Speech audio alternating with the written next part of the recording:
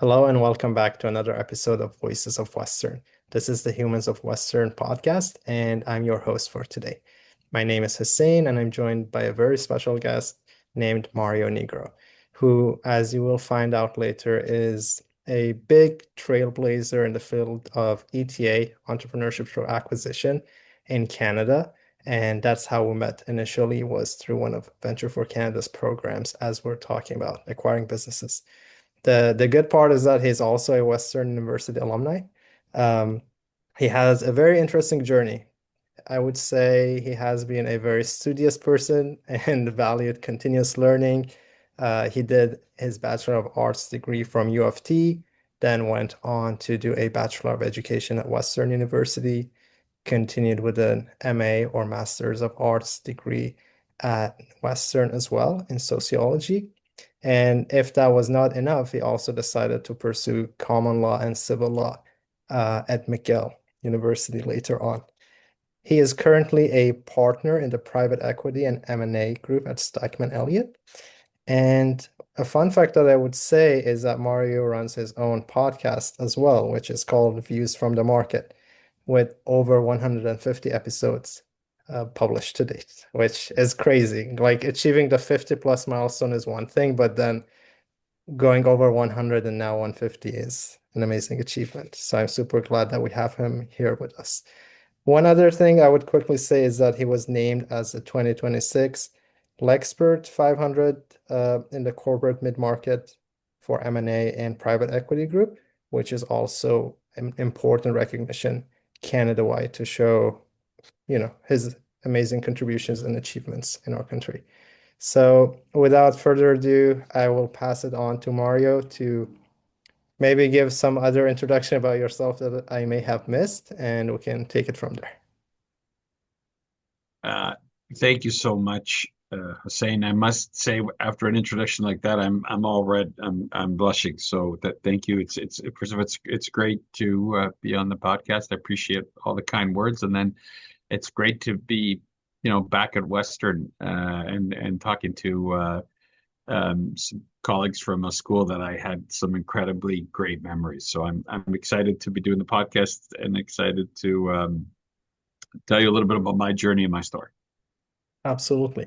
So how we typically do it is start from the very beginning, right? Maybe you can walk us through your childhood memories, where did you grow up, or how was your upbringing like, and then we can move forward on that timeline. Sounds good. Sounds good. So I grew up in Toronto, in the Italian community. Both my parents immigrated from Italy to Canada for work to find a better life. I guess the great news for me is I'm reflective of their hard work and efforts, and my success is obviously built on their hard work and efforts. And so from there, I went to high school in Toronto, a Catholic school, Catholic public school, and went to University of Toronto for my undergrad, of which back then I was studying political science and sociology. Um, and then from there, I always had a dream to be a teacher, and was very happy.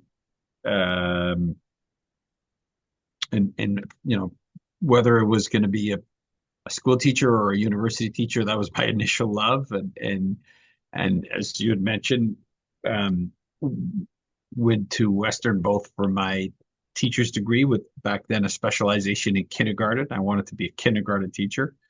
And then there was sadly no work.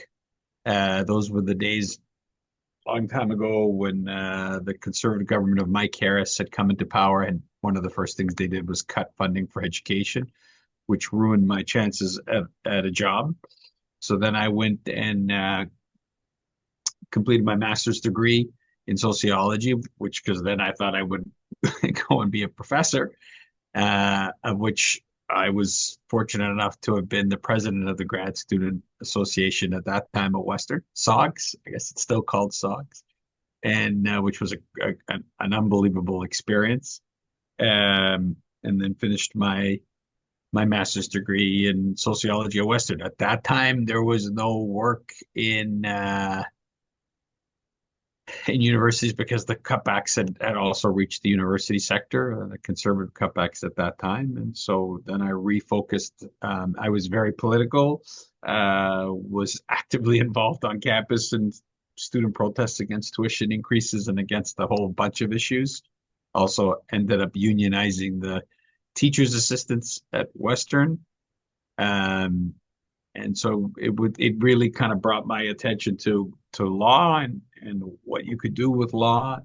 So I had applied to a number of law schools and ended up going to McGill for law, both because of my interest in common law and civil law because of my Italian background, and then French, and yeah, and that's kind of how I got to my path to law school, to law school, and obviously to the law. A very incredible journey with lots of ups and downs, I imagine. And it seems like, based on what you were telling me, your decision to pursue your master's degree or PhD was also partly because of the economic situation of the country at the time and not having the career that you envisioned yourself to have. It was really difficult. I mean, I think it's still really difficult uh, for students in PhD programs to find a tenured position. And back then, it was very much so because the government of my case had really cut back. So I had seen at that time a lot of people who I thought were a lot smarter than I who couldn't find a tenured position, and it just made me nervous about going down a path where essentially the opportunity to build a career was going to be really difficult given the funding constraints at the time. Understood. And at that time, I'm just like trying to put myself in your shoes.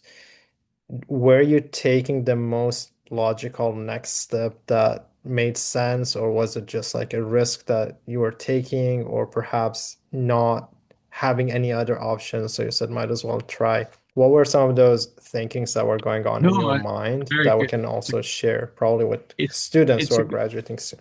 yeah. I look. It's a great question. I mean, I love teaching kindergarten. I still sometimes, believe it or not, think about it and wonder what my life would have been had I would have had I been a kindergarten teacher.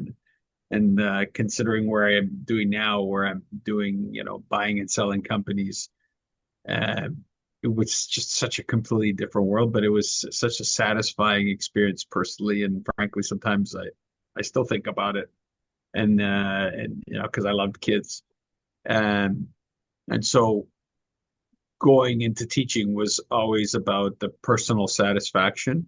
However, coming out and seeing what the world was looking like was a real tough break. And look, there were people at that time who said, just stick it out, jobs will come. And they did. They did come. It took 5, 6, 8 years later. And I could have stuck it out. I made a call pretty quickly, and I think that's I think I appreciate now was like I wasn't gonna wait. Like I kind of realized that look, the jobs weren't there. There weren't any jobs coming, and it was the time when, if people might remember, there was also right before Mike Harris, Bob Ray, and teachers were fighting against teachers because there were the Ray days and cutbacks, and it was just a really difficult time. So the decision I made was to really move on because I just didn't see a path, and it was a tough decision. And then I really enjoyed uh, again teaching, and that led me to being a professor, the thought of being a professor, and so I had always enjoyed sociology and went and finished my sociology master's degree. And again, I never used that because again, the feel I had become also very political at that time, and ended up not using. Now, people might say to me, "Okay, Mario, then what was the point?" That people wonder and say, but I would say to you that all the things I learned in teaching and sociology, I still use today, in many, many more ways than people realize, particularly in interpersonal relationships. One of the things I'll say to you is, do not underestimate the ability for some of the skills that you learn in some of these programs to play themselves out in real life.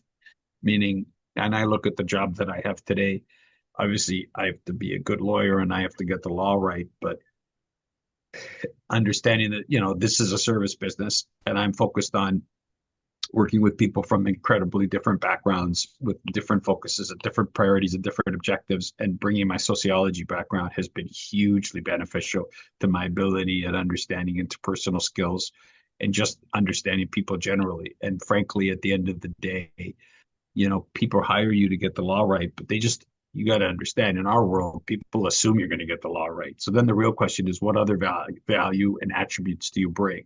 And it's all those other attributes that distinguish you. It's not just because, you know what, there's a lot of great lawyers. They're they're not hard to find. There's really good lawyers. The question is, what is it that makes you different from a lot of the other really good lawyers? And that's those personal attributes that you bring, and that ability to relate to people, and to be able to, in my case, I did my master's degrees in race and ethnic studies, to be able to relate to diversity, to be able to understand people and where they're at and what they're looking for, and understand who they are and what their objectives and what their goals are. That's something that sociology taught me very, very well.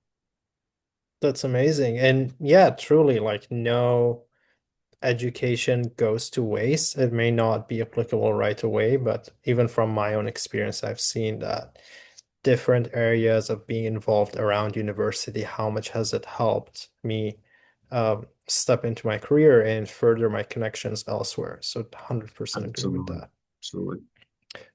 One question I had, so I do remember that you had a big role in unionizing the TAs back at the time that you were involved with um, SOGS, or the Society of Graduate Students. Can you tell us a bit more about that? How did it come So, about? so we, the Society of Graduate Students was a small organization, right? We were focused on obviously improving the lives of graduate students during their time, uh, uh, their study time at Western. One of the issues that had come up was obviously there was a lot of, particularly women, that were dealing with harassment and a lot of these kind of issues that had come up in their jobs. Uh, and they would come and they would say to me, and a lot of times, we were the place where they would come to kind of say, "Hey, listen, can you help? I'm really dealing with some what I would call, completely inappropriate type behavior, and just really feeling scared and vulnerable." Uh, and it was really disheartening for me because we were a small organization. We didn't have a lot of resources. It's not like we could start lawsuits or really use the limited amount of resources we had in a way to support these people. And so that led me to think about ways that I could try to find to help them. What I realized is, when you have the institutional backing of a union, and it couldn't help, obviously, it can't help all, it could help the ones that we're teaching, but most graduate students are doing some type of TAing. And so the idea was, look, we at SOGS had at least enough institutional support to help with the idea of creating a union. And frankly, one of the key reasons why we pushed the union on was to just allow students to have more institutional support when they had these issues, whether it was with administration or whether it was these very personal issues that were horrible, if you want my perspective on it, horrible. And I felt very committed to supporting them. And so I organized and started a union drive. At that time, Western didn't have a union for graduate students at all. Most other campuses already did. And it was the Public Service Alliance of Canada who was very helpful for us at that time, and we decided to go with them in terms of supporting us on that union drive. And we won. It was a very difficult time. Let's say it was difficult personally because London wasn't exactly a hotbed of union labor support. But I think that the students in the end were selecting a union not just because they were trying to get a better paycheck, which of course it helps, but more importantly, they were looking at it from a quality of life and just better institutional support to protect them against some of the issues that were at that time had existed on campus. And I think it did. I mean, I left pretty quickly afterwards. But when I look back now and I hear about the effect of the union on campus, I think it's been positive all around for students. I agree with that. And it's still going to this day too. Yeah. We, who knows, maybe it has led to other institutions unionizing as well. So I'm sure it had lots of positive impact. So, so to put a smile on your face and your listeners' faces, once we were successful in that union drive, it was very clear that I was going to be leaving Western as quickly as possible because the administration and management at the university did not believe that we would ever win. And once we won, the advice that I got from people who were in the know said, you should get your thesis done and get out of here quickly because you do not want to be around now that you. So I actually left very quickly afterwards. Um, but I had heard such great things, and it makes me very, very happy and very proud to see that the union is still going and doing what it was supposed to do, which is to support students in every way, not just economically. Absolutely. And then afterwards was when you decided to pursue your journey in law So, school at McGill. so I became very political at that time in terms of protesting against government cutbacks, and so because of what I had seen with the union drive and the support, I believe it or not thought I was going to go into law to become a union side labor lawyer. Surprise, surprise. Of which clearly I didn't go that route. I did look at applying, and I did apply to a couple of union side labor firms, but at the time when I was looking for a job, there was just so limited work doing union side labor, and I had gotten an opportunity to work at a couple of the like a few of the larger firms had. And so I had taken an opportunity at one of the larger firms, which again is one of those moments where you wonder your life would have been completely different if I had gone the union side labor route. So I wonder sometimes. But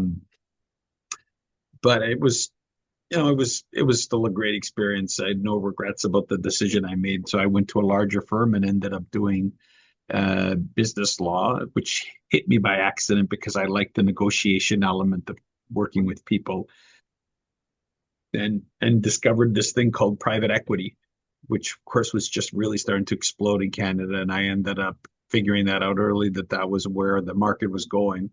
And it turned out to be a good decision on many levels, both because there was a lot of work. And so from a personal point of view, economically was great. But then it was also led to, we'll probably end up talking a bit more about, you know, entrepreneurship through acquisition and the opportunity to see this kind of growing field to help both both Canadians sell their businesses to these kind of new form of private equity that was starting, which was, really supporting younger people who were trying to do deals and really get into private equity and do deals. So we'll talk more about it, but it was, yeah, it was exciting. It was exciting. And I've kind of seen the growth of it now, and it's incredible how far it's come and how far it still has to go.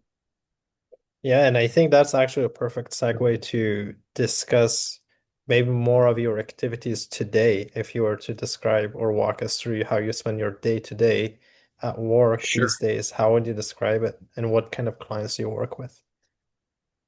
So look, I mean, when you become a lawyer, you obviously have to spend the first, a long period of time in your career being a lawyer, learning how to kind of really do law and do it right and really dig deep and get the answers right and know how to advise clients. As you start becoming more senior, you focus more on understanding clients' needs and objectives much more in a broader way in terms of their business needs and their business objectives, and adding value in ways that are not just about getting the legal answer right, but supporting them on their business goals.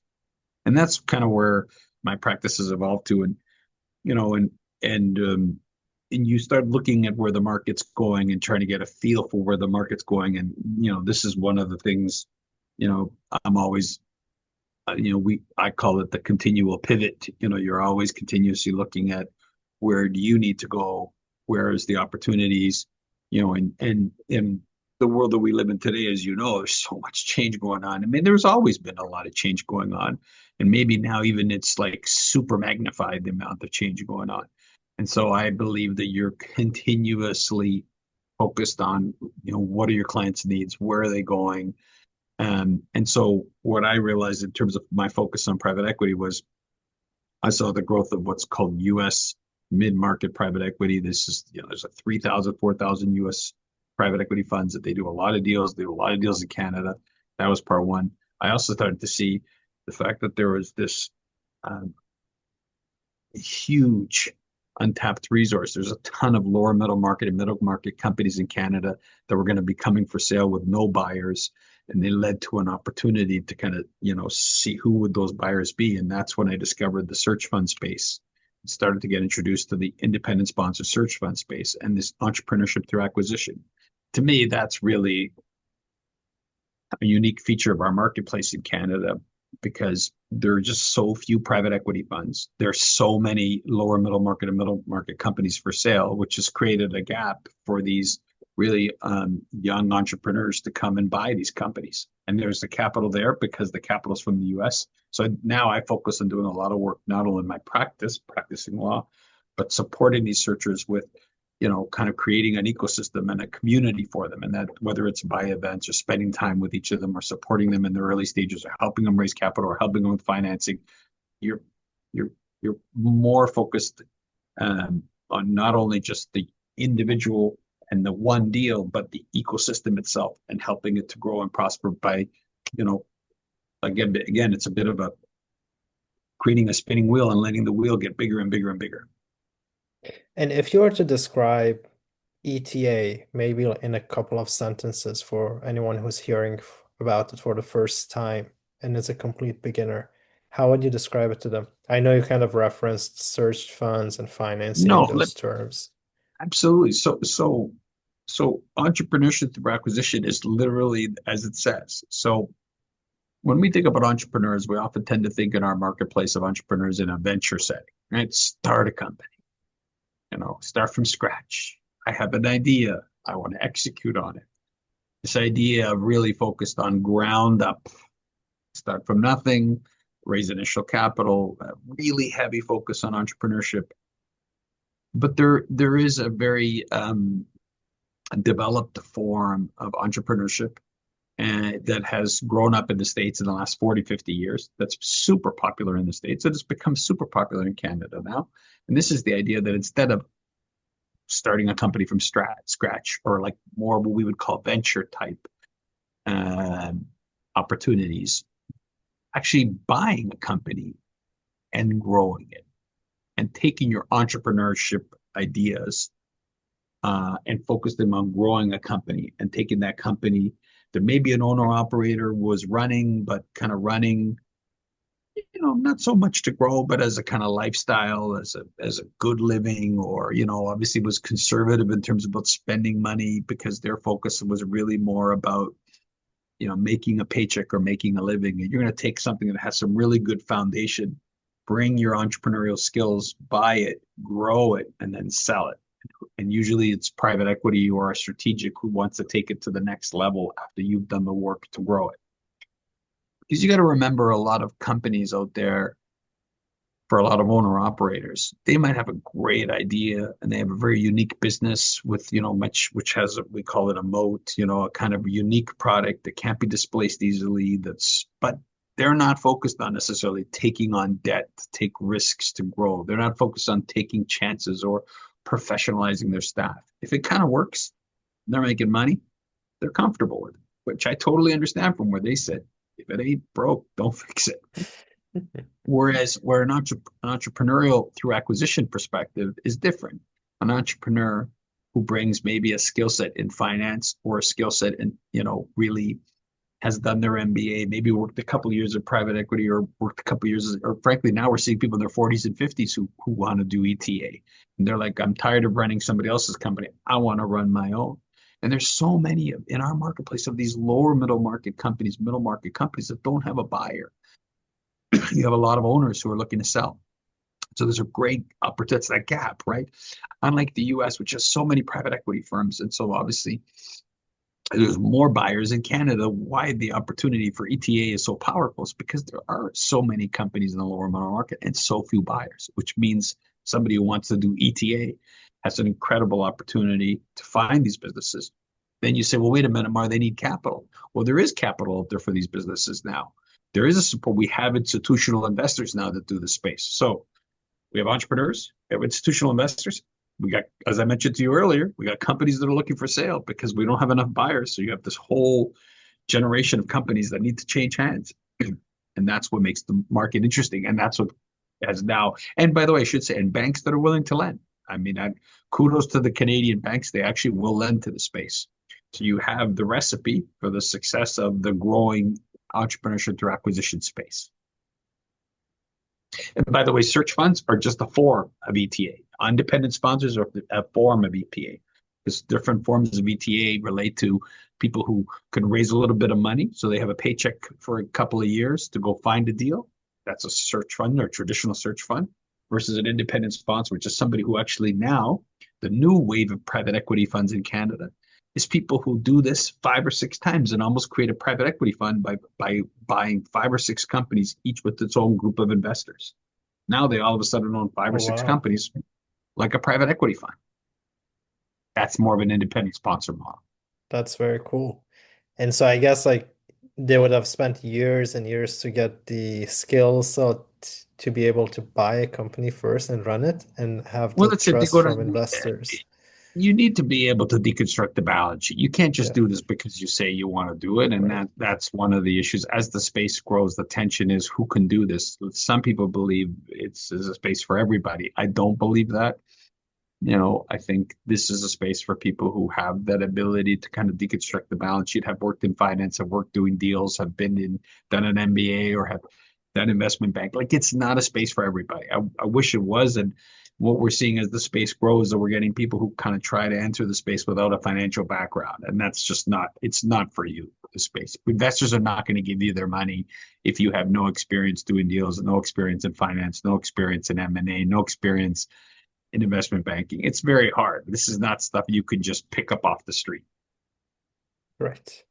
And I think the one thing that we both agree on is the wealth transfer that will be happening with this ETA is huge. A lot of business owners are nearing the retirement age. So there's this unique opportunity right now for upcoming owners, maybe newer or younger people, to be able to raise funds and invest in opportunities like these if they have the Agreed. financial backing and Agreed. or the skill set and other opportunities as well. Um, I 100%. yeah. So I guess now is also a great time to jump into our hot take section as well, which is we kind of like bring a hot take statement and give our takes on it. So the one that we have Cool. for this episode right now, the statement literally says an MBA is not required for ETA. It's just a very expensive shortcut to credibility. What do you think about this? Um, I think, one of the issues that we have is as the space grows, people look for credentials and legitimacy. And so what's easy? Well, what's easy is to say, and this you see this with American investors, is to say, look, I got so many people who want my money to invest in these type of deals, right? How do I differentiate? Well, you know what? Like we do with GMATs and LSATs, I'm going to create some kind of a proxy to start the conversation about who I'm going to invest in. And some American investors will say, if you don't have an MBA, I'm not going to put my money in. You got to at least have an MBA. And so one side of the equation is this idea that an MBA is a kind of minimum threshold, like an entrance, like an entrance card. I will say to you, there are many people who've done these deals who without an MBA.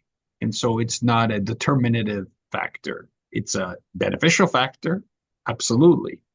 And I agree with that. I think because the alternative, of course, is that if people come to this space and they don't know how to deconstruct the balance sheet, uh, people aren't going to give you money if you don't know how to run a company and really know how to build a balance sheet and really understand a cost of goods sold or really understand some of the basic concepts of financial statements. And so I would say to you, it's MBA is a proxy. It's not that you need an MBA, it's you need MBA like type experience. So for those people who say I don't want to have an MBA, I get it. But generally those people are people who've already been doing deals or working as an accountant or in the financial world. I agree with those people. I don't know if they need an MBA because their storyline shows MBA-like experiences. But for those people who say, well, I don't need an MBA because I have other experiences, the problem is, what are those experiences? If they're not related to deals, then you do need an MBA. Does that help? Like, think of the MBA as a proxy for a set of experiences. And one way to do it is to get an MBA. Do you need an MBA? No, but you need those type of experiences to do this. Hope that helps. Yes, I like that take. It's very refreshing because generally people are either yes or no, but this takes into account different sides of it that okay, like if you don't have an MBA, that is fine, but at least as you said, you got to have similar experiences. What So, do so you think? let me give you an example. Sure. And I had a wonderful guy, lovely guy, a couple of years ago called me, and he was running a photography business. And he had a very successful photography business. It was really kind of like a one-person show. And but the problem was, he said, "Well, I ran a photography business, therefore I can buy a company." And of course, you could see where the problem becomes when you start deconstructing. Well, you know he was on a cash accrual type model, like he didn't really know how to run a business the way running a manufacturing business was. And that's what I mean by he had never done M&A. He'd never really done a credit facility. He'd never raised capital. So he thought in his mind, I have the experience. I run a business, a success. But I tried to tell him, but that's not the type of skill sets for what we do here. And and that's what I mean by, you could say, I don't I don't need an MBA, but you need MBA like experiences. That type of experience was not an MBA like experience. What do you think about operators, like people who have a kind of like COO role within a Absolutely. company that they run things every day? Do you think that is close Yeah, enough I to think that experience? people who've run a balance sheet and have, have responsibility for it, people who could demonstrate that they, have a responsibility for growing the company and have success doing it. Absolutely. Think these are great experience, but that's different from a sales manager or somebody who's a middle manager who, has been focused on one element of the business. That's different, right? Like there's two different things, right? And that's, one of the things that we notice in the space is, people who have accounting background tend to really get it. And so I would say to you, if you said to me, okay, well, Mario, what kind of experience should I go and get if I want to do this? Accounting experience is key. And good accountants seem to do well in this space. But it makes sense because guess what? They're running a balance sheet, right? They're running an income statement. Like this is what they do. And so this is a core part of this business. So if you don't have that kind of experience, even though you're a middle manager or a senior manager, you need that kind of experience to be able to do ETA. To kind of push back, not that I disagree, but if we over index on the financial part of it, then what's your take on the people manager type, like the EQ part? But Because but part but of but running a business is also dealing with the people, the but employees, the yeah. staff. Let me put it to you this way, Zen.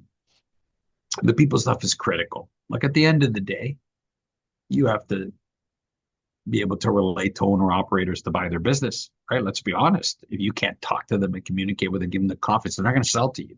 Yeah? But here's the issue. There are a lot of people who have those people experiences.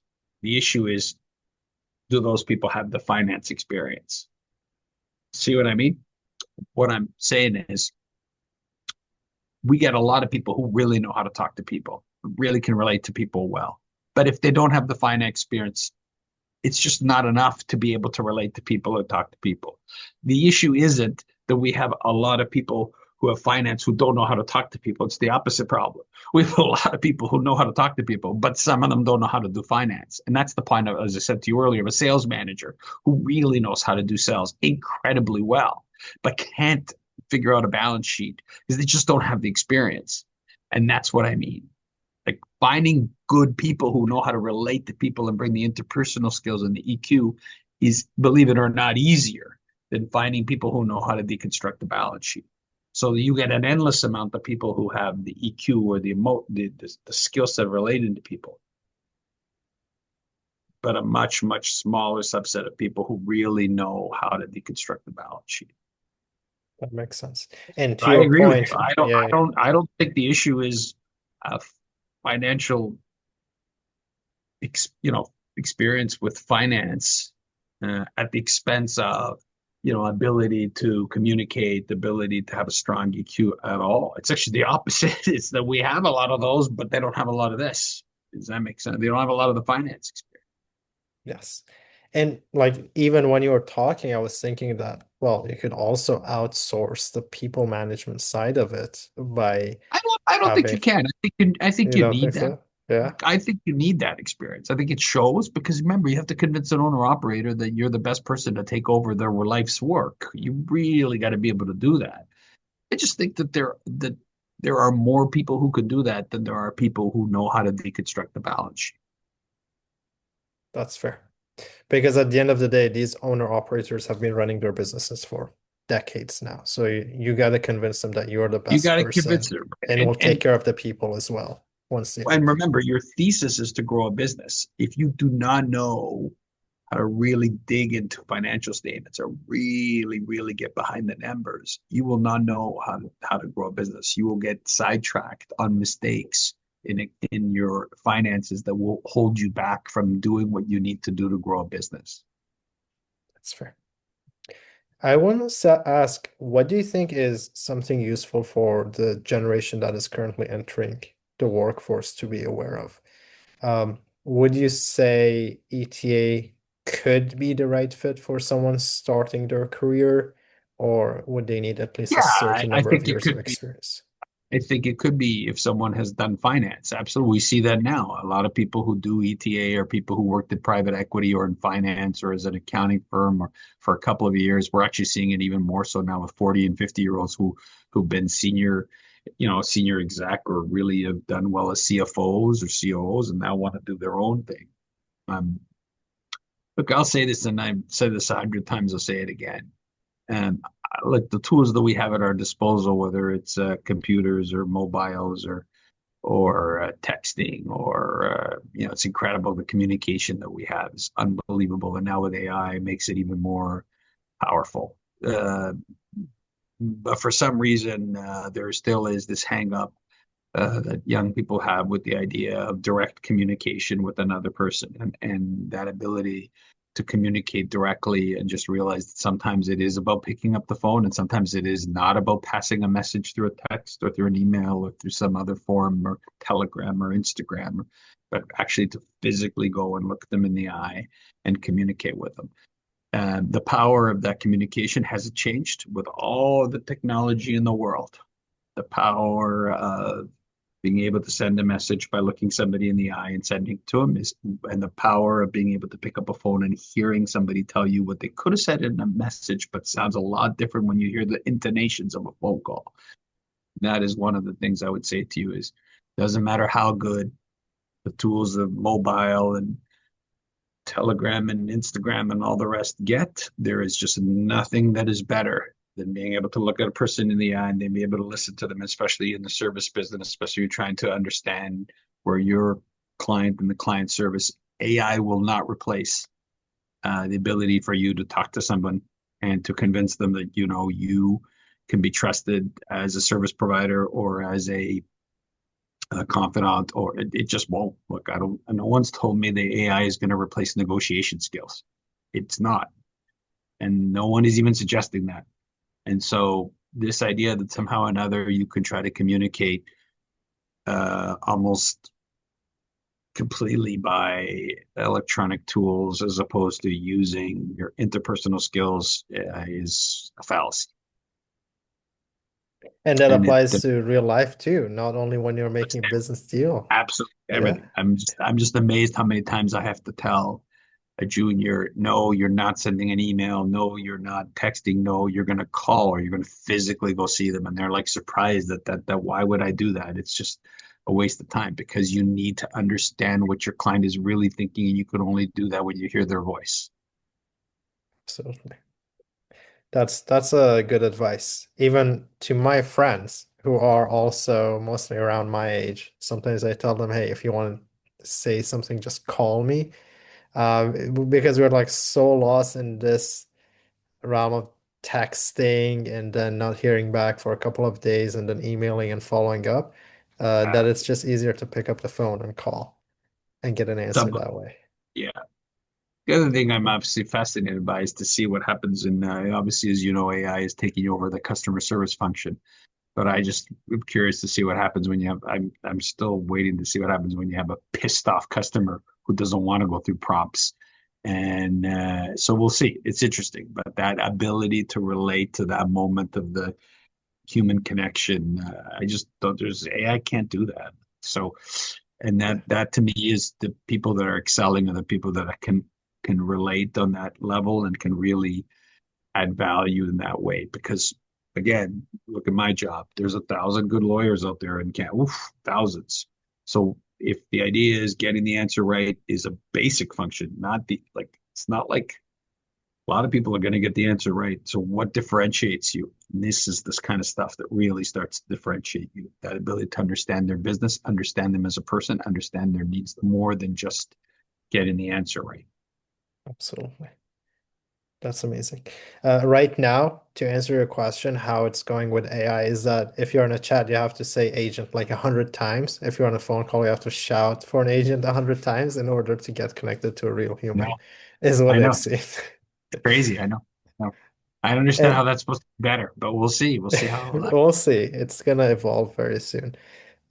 Question. So I think it's fair for us to say that you have become the go-to person when it comes to ETA within Canada. And my question is, how did that come about? So thank you for those kind words. I don't know, I'm a go-to person. I think what I realized early was that if we were going to create an ETA space in Canada, we did not have the institutional supports that they had in the US. So we were going to have to support each other. We're going to have to create foundational support. So what I try to do is not just focus on being the billing lawyer, that actually help people when no one else is there to help them at their early stages when, frankly, a lot of people don't want to help you when they see somebody who's young and broke and wants to do a deal. They kind of go, forget it. I see somebody who has opportunity, and if they have the skill set, all we got to do is just get them the support that they need to be able to do ETA. And that's how we grow the space. And that's how we have been growing the space by creating those opportunity matrices where we could support people to do this. And if we didn't, unlike the US that has the business schools that do this and that has, funds and that has investors, and we didn't have any of that. And so really I played a lot of that role in the early, still do now, where, a lot of people call me and say, I want to do this. I don't say, who the heck are you? You're a whatever. I say, all right, let's do this. Let's help you, because the more people that do this, the more we start building supports in the network, and then that's where we're at now. And now it started to grow on itself, and now we're starting to get investors and funds, and now we have the banks who are committed to the space, and now we have a capital that's committed to the space, and you could see what's happening now. Each success story builds on itself. Absolutely. And so I'm just trying to think during the early days when the concept was so uh, unfamiliar to the Canadian business ecosystem, how did you spot this So people, so missing people would link? call me and say, I want to do this, and I would help them, one, build out their PPM or build out their thesis. Two, help them to raise the capital. Three, help them to get financing. Four, help them to find the deal. And then obviously I'm naturally going to help them with the legal. So it wasn't just about being a lawyer. I helped them in all the other things. And there was no cost to that. So you're clear. There's no money. The only time there's money in this world is when they find a deal. Sometimes I know people for 3 or 4 years before they ever find a deal. So some other people would say, I'm not going to invest in you, you know, for 4 years before you find a deal. It's not worth it. I don't look at it that way. I look at these people as being people who want to do deals. And if they want to do deals and they want to buy a company and they really believe in this and this is their dream and their passion, then I'm going to support them. That's, I mean, the secret sauce isn't that secret. It's just a lot of people don't want to do it. They don't want to invest in people. Their attitude is, at least in the legal world, if you don't give me work tomorrow, I'm not interested in you. So Yeah. when somebody like a searcher or an independent sponsor or somebody wants to do ETA calls and says, well, I don't have any money on the deal. I need your help. Most people just go, call me when you have a deal. Well, as you know, everybody's your friend when you have a deal, right? It's true. That's So true. Yeah. I'm just supporting people when no one else is there to support them, and I'm willing to give them the support that they need to succeed. And the time of your day, which is pretty And important. the time, and there, no cost. It's just support. People say to me more, some of these people fail. Absolutely. That's the investment I make. That's the commitment I make. That's right. A lot of people do fail, but they, I'm not going to be the one to tell somebody not to chase their dreams. And I want to be supportive of them in their goal to chase their dreams. That makes sense. I said that So and the lights went on. Look at that. I said it was like a dream. The lights went on. kind of like a mic drop moment, as they call it. No, here it's whatever, it's censored lighting. So excuse me. And as we are approaching the end of this episode, we have this tradition that we have a mystery question for our guests. The previous Go guest leaves a question for the next person, and then you will be doing the go same for as it. well. So the question is, how do you deal with dark or low financial points? For example, do you strategize new ways to make money, or do you just weather the storm? And you can take some time to think about it. No, no, it's very simple. So look, I think, especially with all the tools that we have at disposal with AI and like how if you're in a dark financial moment at this, like imagine 30, 40 years ago when you were in a dark financial moment and you wanted advice and you wanted to learn and you wanted to grow, you were stuck, man. It was hard, man. You didn't have all the tools we have now. I would say to you, you got to go all in terms of understanding why you're in that moment and really looking deep. And that requires you to kind of really get into the tools that are available to learn. Like, really, something has gone wrong if you're in a deep financial. You have to deconstruct it. You have to really go deep. You have to get behind it. But now we have the tools to do it. And you could say you'd hire an advisor or whatever, but the tools if you're really committed to figuring it out, I would say to you at that moment, you could either put up your arms and give up, or you could say, no, I am going to drill down here to figure this out. Never before have we had the tools that you have now to do that. Never before. Never before. And so you have to be willing to do it. I would say to you at that moment, you really have to have the willpower to say, I'm going to find a way because the tools are there. So in the old days, you didn't have the tools. You could do get the Encyclopedia Britannica. Like you didn't have the tool. You had to go to a library that closed at 6 o'clock. Like where are Yeah. you going to get? There was no internet. Now you can practically get AI to tell you like all these. Not only that, but there's some just great speakers, and YouTube has some great speakers on these. Like you could learn, but you have to have the willpower to do it. And so to me, darkness comes down to willpower. And I would say that's what's changed. You really have to not be lazy about it, but really drill down and really question yourself and question why you're in this situation, how you get out of it. Willpower. That's the key word. What? Absolutely. Especially when you consider you have the tools at your fingertips. Yeah. Yeah. Follow-up question. I imagine you have worked with younger people as well, maybe people who are in their 20s. What have you noticed in how different their working Uh, styles are?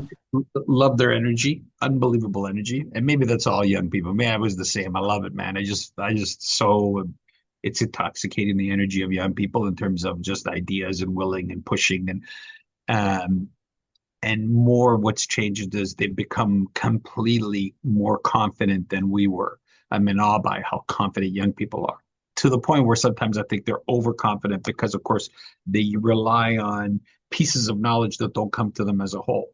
So what I would say to you, the great part is I love that energy. I love the dynamic element. Don't let anybody tell you not to push, push, push, even if you're wrong. You know what they say. Don't be afraid to make a fool of yourself for something you believe in. I mean, that's living. The issue is though, uh, when I was growing up, the key thing was about going deep, deep dives, and really getting behind stuff to make sure that when I spoke, I could spoke with the confidence that no one was going to tell me that I didn't have my facts right. Whereas I find now with all the tools that we have, listen, I'm a TikTok, I love TikTok, and I love a lot of the tools out there, but you're getting half facts, right? And so you got to be careful. And so that ability to understand internal criticism and under critique yourself, critique what you're seeing, critique because otherwise you could get caught up in an overconfidence on half facts. I see that a lot more now. Whereas people don't do the deep dives. You might believe that you have the right answer. You really got to double and triple, quadruple check before you go out there with the confidence of thinking you have the right answer. Because today, the tools you have in front of you make it easy to believe you do have the right answer when you don't. That's very insightful. Having half facts. That's very nice. That's nice. So how do you get the full facts? Is it just Just got to experience? keep going deeper and deeper and questioning yourself and double and triple. And that's what we used to do. You know, what was the old way when I grew up, it wasn't that long ago, but back then we didn't have very much of the internet. And so what I do is you'd have to get, you'd say you get 3 books to confirm what you believed. You'd have to get 8 or 10 or 12, and you'd have to go to each book and pull out the section to confirm that, now people are going off just of 1 or 2 sites or whatever, and they're thinking, okay, that's what it said, and I'm going to go with it. No, you have to go like in my world, it was you'd have to go and check that 8 times over before you believe it's true. And that's what people aren't doing anymore. They're kind of going, I read it 1 or 2 places, that's enough. No, no, especially in a world today when it's so easy to mix opinion from fact. You got to drill down. And I mean drill down. Go deep, dig deep, dig deep. That's amazing. I was gonna ask you for one more piece of Please. advice or words of wisdom if you have any final words to share as we're wrapping up this episode. I would go back to me, relationships matter more than anything. Communication and direct communication is more important than electronic communication. I would say to you, um, the world is continuously changing, and you sometimes think to yourself, you're reacting to change, but actually you are an instrument of change. You are not only reacting, we're all making change happen ourselves. And so look at by the very fact that we use the tools that we use. We so I would just say to people, you got to be living a life where you're always thinking about where change is going, not what change is in front of you. You got to be always thinking what's coming. And if you're not, you're falling behind because change is coming all the time now. That's the reality. And that's the tough part for young people today. The change is incredible. It's just unbelievable how much change is happening. And so you don't have to be just focused on today's change. You got to be focused on tomorrow's, which means if you're just thinking about today, then you're missing it.